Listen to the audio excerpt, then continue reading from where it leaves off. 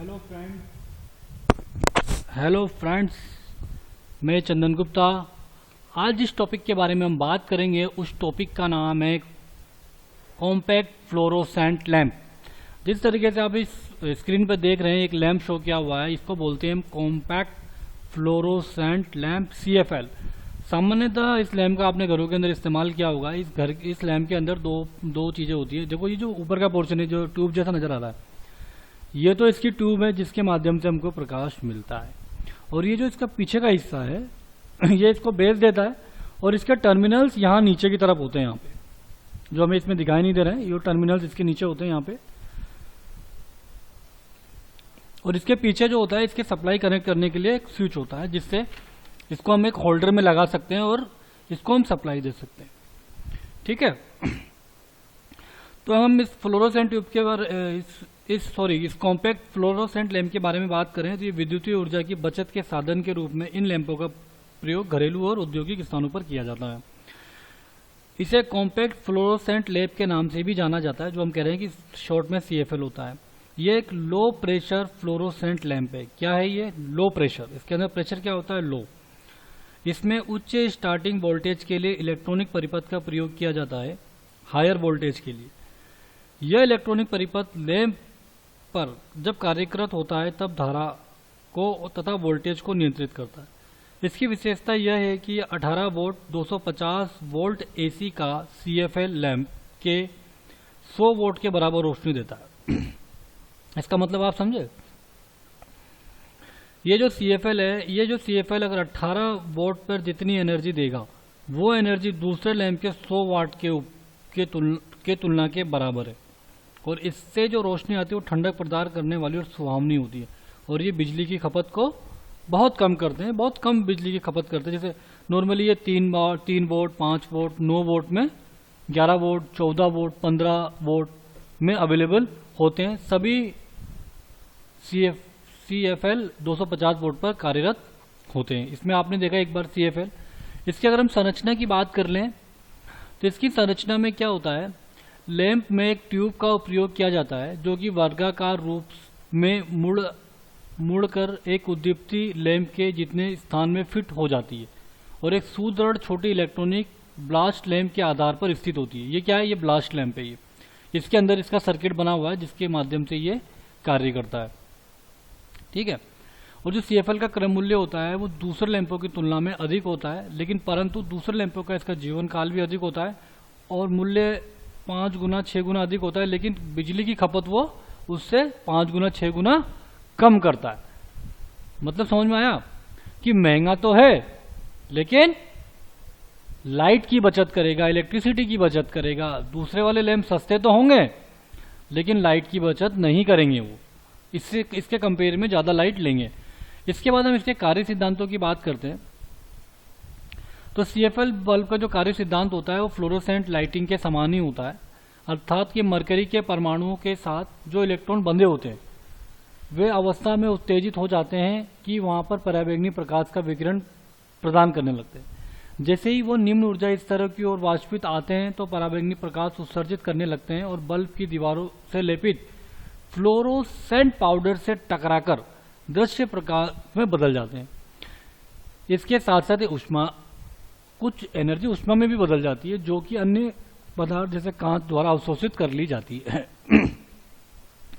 तो मैं आपको बता दूं इसका नाम हम बार बार कहते हैं फ्लोरोसेंट है, फ्लोरोसेंट है, फ्लोरोसेंट है। क्यों भाई फ्लोरोसेंट? ये वाइट क्यों? कांच कैसा होता है? ट्रांसपेरेंट कांच है ये तो, लेकिन इसके अंदर क्या है? ये फ्लोरोसेंट पाउडर का लेप, अंदर से इसके ऊपर फ्लोरोसेंट पाउडर लगा हुआ है। उस फ्लोरोसेंट पाउडर की वजह से इसका नाम बार बार हम क्या करेंगे? तो ठीक है, ये फ्लोरोसेंट इसीलिए कहते हैं क्योंकि ये बार बार क्या है, ये फ्लोरोसेंट पाउडर का इसका लेप लगा हुआ है, इसलिए इसको फ्लोरोसेंट पाउडर के नाम फ्लोरोसेंट ट्यूब CFL कहते हैं। ठीक है, इसके बाद अगर हम बात करते हैं तो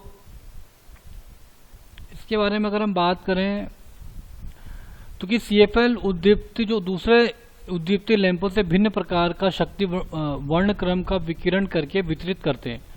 फॉस्फोरो सूत्रों में हुए सुधार से CFL द्वारा उत्सर्जित प्रकाश का रंग भी सुहावना होता है इसका पाउडर की वजह से। इनमें से कुछ इस प्रकार के स्रोत हैं जो सुहावना सफेद प्रकाश के नाम से भी जाना जाता है। इसे सुहावना सफेद प्रकाश के नाम से भी जाना जाता है। इस प्रकार की विशेषताओं वाली CFL मानक उचित लैंप जैसा रंग का ही प्रकाश देता है। ठीक है, तो ये तो हो गई CFCL की बात। प्रक्रिया जो है, इसमें प्रक्रिया वही है जो अन्य लैंपों में हमने इस्तेमाल करी है लेकिन ये है कि इसके अंदर अलग अलग कलर के प्रकाश होते हैं। जैसे सोडियम वेपर लैंप है, उसमें सोडियम इस्तेमाल करते हैं तो पीले रंग का प्रकाश देता है, ये उसकी प्रॉपर्टी है। इसमें हम फ्लोरोसेंट पाउडर इस्तेमाल करते हैं जो फास्फोरस से बनता है, वो सफेद रंग की सुहावनी रोशनी प्रदान करता है, तो ये इसकी प्रॉपर्टी है। ये तो केमिस्ट्री हो गई ना। इसी के बाद हम बात करते हैं कि इसके अंदर जो होता है, CFL के अंदर जो होते हैं, वो दो मुख्य पार्ट्स होते हैं। पहला एक चुंबकीय या इलेक्ट्रॉनिक ब्लास्ट और दूसरा गैस पूरी ट्यूब। अभी हमने इस फिगर में देखा, ये पहला पार्ट क्या है, ये जो ट्यूब बनी हुई है। दूसरा क्या है, जो इसके अंदर ब्लास्ट लगा हुआ है, जो इसको सप्लाई प्रोवाइड कराएगा और इसके अनुरूप प्रोवाइड कराएगा कि इसे उच्च वोल्टेज चाहिए कि कम करंट चाहिए।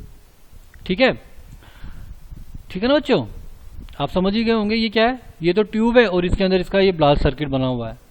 ठीक, अब हम देखते हैं कि इसमें इसके दो घटक होते हैं।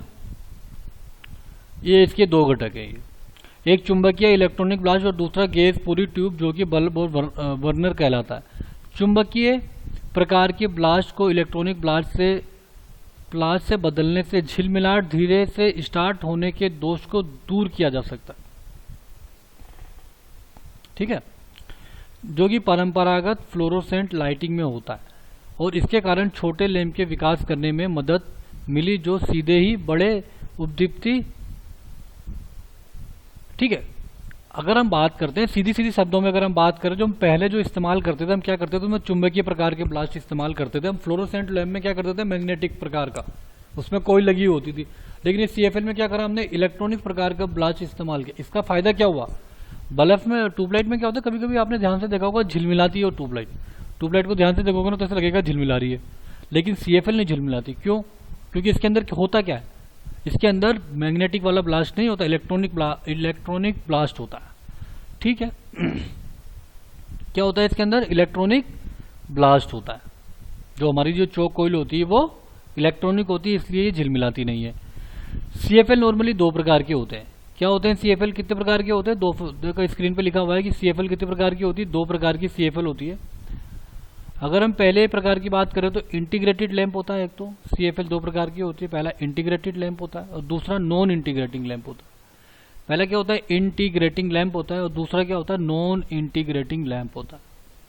ठीक है, अगर हम नॉन इंटीग्रेटिंग लैंप की अगर हम बात करते हैं तो इंटीग्रेटिंग लैंप कैसा होता है, इंटीग्रेटिंग लैंप कैसा होता है बच्चों, ये इंटीग्रेटिंग लैंप है कि इंटीग्रेटिंग लैंप में ट्यूब और ब्लास्ट एक साथ एक यूनिट में स्थित होती है। ठीक है, ट्यूब और ब्लास्ट। इन लैंपों को ग्राहक आसानी से उद्दीपन लैंपों के स्थान पर CFL सरलता से बदल सकते हैं। उनके मानक उद्दीप्त लाइट फिक्सचर में CFL अच्छी प्रकार की कार्य करती है। इसमें फ्लोरोसेंट से बदलने की लागत कम होती है और 3 मार्गी लैंप बल्ब और मंदक मॉडल मानक आधार के साथ उपलब्ध होते हैं।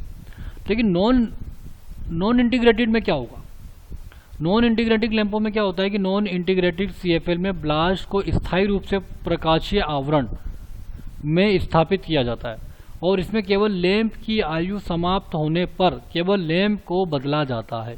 क्योंकि ब्लास्ट को लाइट पिक्चर में रखा जाता है और वे बड़े होते हैं और इंटीग्रेटेड की अपेक्षा अधिक दिनों तक चलते हैं। इन्हें बल्ब की आयु समाप्त होने के बाद बदलने की आवश्यकता नहीं होती। नॉन इंटीग्रेटेड CFL हाउसिंग और अधिक महंगे और नाजुक होते हैं। बात समझ में आई, इंटीग्रेटेड और नॉन इंटीग्रेटेड कहने का क्या मतलब है।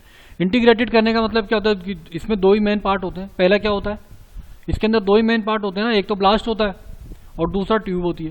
तो इंटीग्रेटेड का मतलब ही क्या होता है, जोड़ दिया उन दोनों को एक साथ, अलग अलग नहीं कर सकते साहब आप। इंटीग्रेट कर दिया आपने उसे, एक किसी चीज पे फैब्रिकेट कर दिया आपने उसे, हटाओगे कैसे आप, तोड़ के निकालना पड़ेगा। लेकिन नॉन इंटीग्रेटेड में क्या होता है, नॉन इंटीग्रेटेड कहने का मतलब ये है कि आपने ब्लास्ट का तो अलग बना लिया एक ब्लास्ट और ट्यूब लगा ली अलग।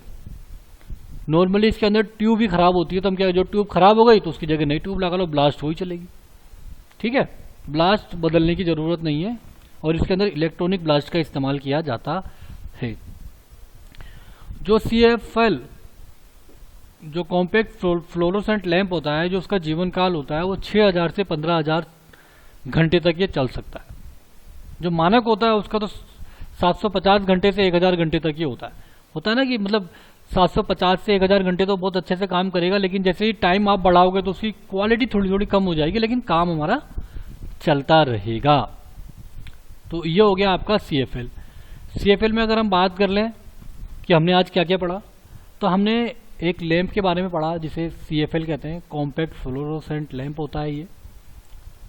इसकी संरचना पढ़ी, इसकी वर्किंग प्रिंसिपल पढ़ा, और ये पढ़ा कि इसके अंदर दो मुख्य पार्ट होते हैं, पहला ब्लास्ट, दूसरा ट्यूब। ये भी दो प्रकार के होते हैं। ट्यूब के अंदर फ्लोरोसेंट पाउडर का लेप लगा हुआ होता है, इसलिए हम इसे फ्लोरोसेंट कहते हैं। ये भी दो प्रकार के होते हैं, पहला इंटीग्रेटेड और दूसरा नॉन इंटीग्रेटेड। इंटीग्रेटेड में क्या होता है, जिसके जो दो मुख्य पार्ट होते हैं ट्यूब और ब्लास्ट, ये एक साथ लगे हुए होते हैं, उन्हें हम अलग नहीं कर पाते, फिक्स होते हैं एक में। लेकिन जो नॉन इंटीग्रेटेड वाले में क्या होता है, अलग अलग होते हैं। नॉर्मली ट्यूब ही खराब होती है तो ट्यूब को बदल दो, नई ट्यूब लगा लो और उसी चौक से उसी ब्लास्ट से अपना काम चलाते रहो। समझ में आ गई बात, नॉन इंटीग्रेटेड और इंटीग्रेटेड। और इसका जीवन काल वही 750 घंटे से 1000 घंटे तक तो स्टैंडर्ड होता है। अगर आप इससे भी आगे इसका काम कर सकते हैं तो ये 10,000 घंटे भी सेवाएं दे सकती है। इसी के साथ ये वीडियो समाप्त करता हूँ। धन्यवाद।